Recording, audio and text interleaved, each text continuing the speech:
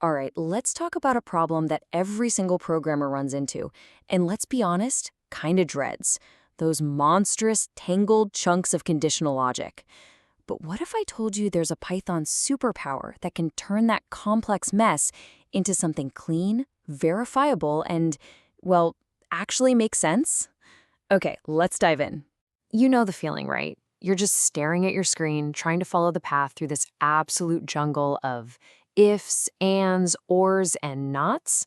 You're not just trying to understand it, you're actually afraid to touch it, because you know one little change could break everything. I mean, look at this. It's a classic, right? Some kind of permission logic. Who gets to see what?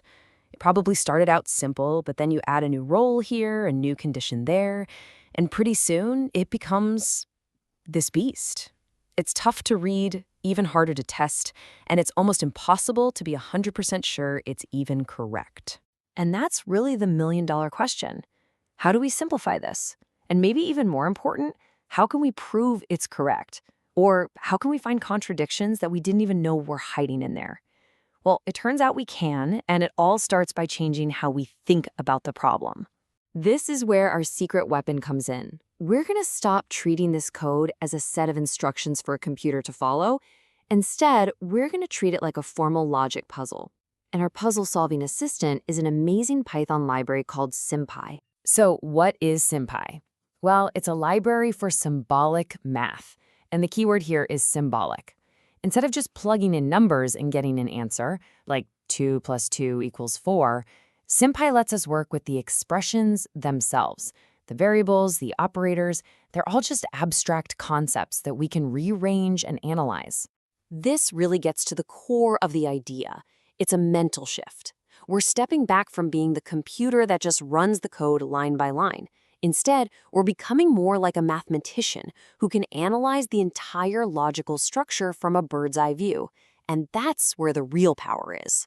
So, how do we actually translate our tangled code into something Sympy can work with? Well, you'll be surprised. It's actually really intuitive. Let's take a look at the building blocks.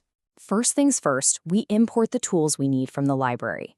Then, and this is the key part, we declare our symbolic variables. When we call symbols, we're essentially telling Sympy, hey, these things, A, B, and C, they aren't numbers or strings. They're abstract logical ideas that can be either true or false. And here's what makes this so awesome. Sympy is smart enough to use the standard Python operators you already know. So when you type A and B using these symbolic variables, you're not doing some weird bitwise thing, you're actually creating a symbolic AND object. It just lets you write out your logic in a way that feels completely natural. Okay, so we've got our logic represented symbolically. Now, get ready for the magic. This is the moment that might just change how you look at complex if statements forever. Let's take this expression here. Just imagine A is user is an admin, B, the document is private, and C, edit mode is on. Right now, this logic could be scattered all over your code, making it really hard to see the big picture. So instead of trying to untangle this mess in our heads, we're just going to hand it over to Sympy's simplification engine. You can think of it like a logic optimizer that knows every rule of Boolean algebra inside and out. And the function we use is just beautifully simple, simplify_logic. We just pass our messy symbolic expression straight into it. No loops, no manual checking, just one clean function call. And here it is, the result. All of that complexity, that whole expression with all the ands and ors, it just boils down to A. That's it. All that logic just meant is the user an admin. This is the kind of mind-blowing simplification you could easily miss just by reading the code. And if you need even more control, you can ask Sympy to put it into standard logical forms. You can say, hey, give this to me as a bunch of ors connected by ands, or a bunch of ands connected by ors. This is super useful when you need to standardize and compare different logical statements. Now, simplification is incredible, but we can go even deeper. What if we don't just want to simplify logic? What if we want to prove that it can, or maybe can't, ever be true? Let's put on our detective hats. This is a totally different but equally important question. We're asking about something called satisfiability. Basically, is there any possible scenario, any combination of inputs that makes a whole set of conditions true? Or did we accidentally code a contradiction? Take a look at these conditions. We're saying that x plus y has to equal -1. Okay, but at the exact same time, x has to be greater than 1 and y has to be greater than 2. Now, just thinking about that, it feels impossible, right?